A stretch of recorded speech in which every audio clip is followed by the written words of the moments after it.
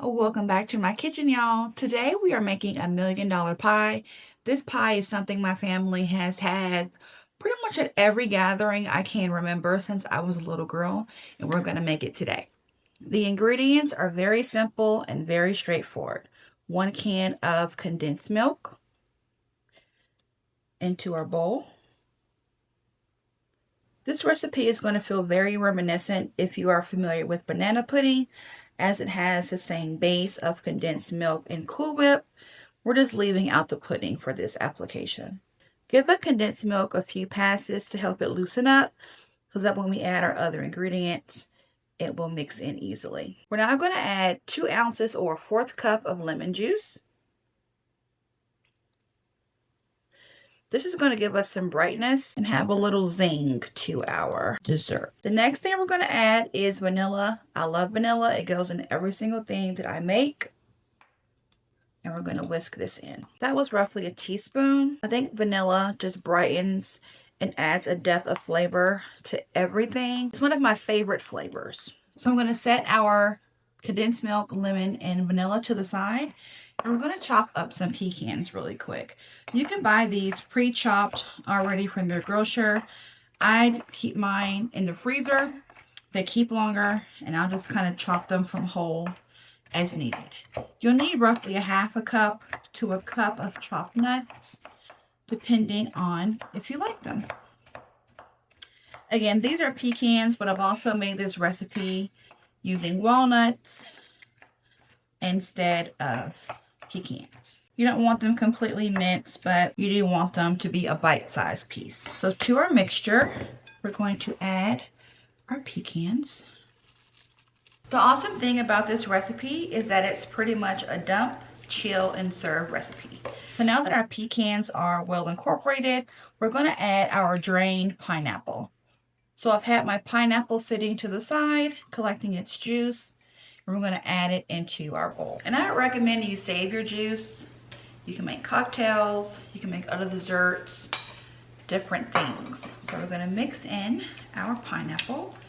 And again, that was an 8-ounce jar of crushed pineapples, well drained.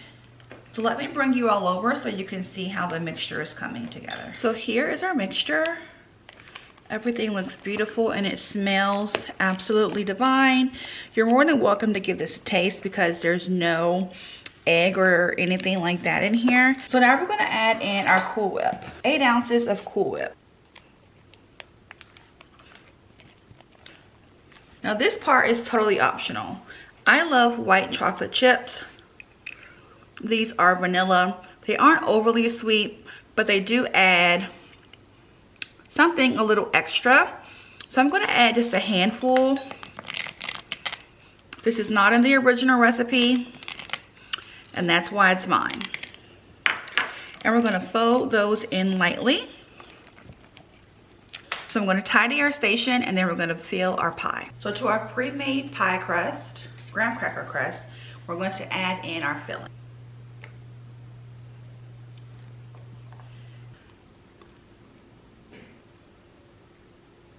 So here is the filling in our crust. This recipe will yield 2 9-inch pies.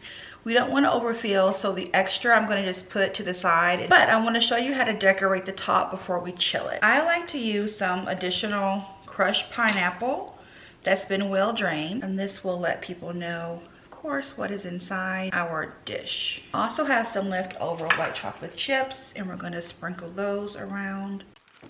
And then we'll chop a few more pecans all around the top. So pretty and festive for any holiday table, Sunday dinner. So now we're going to chill and then we'll be ready to serve. I recommend chilling at least 2 hours minimum. If you can do it overnight, that will be better to allow for everything to set up together. And then you'll happily serve after your delicious meal. I'm going to share a second option of how to have this actual dessert in the event you don't have an extra pie crust like I don't have on hand today, but you have more filling. So we're going to take some Oreos or graham crackers, whatever you have on hand. And we're going to put them in our food processor. So we're in essence making a second crust to go along with our filling, or you can use the filling just as a dip. That looks to be enough. I have this small pan here that we're going to use to make our second variation, which is going to be bars. So here's our crushed up cookies. Now, if you remember, we have leftover pineapple juice. We do not want this to go to waste. So instead of butter, we're going to use our pineapple juice to help our cookie crumbles kind of meld together to make a loose crust. And I think we have our consistency here. See how it's just sticking to itself? Not completely soggy, so that should be good.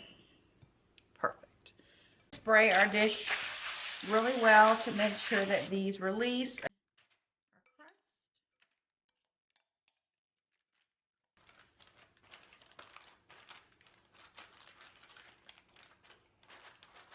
I'm gonna pop this in the oven for about maybe 5 or 10 minutes on 375 until it just dries out just a little bit.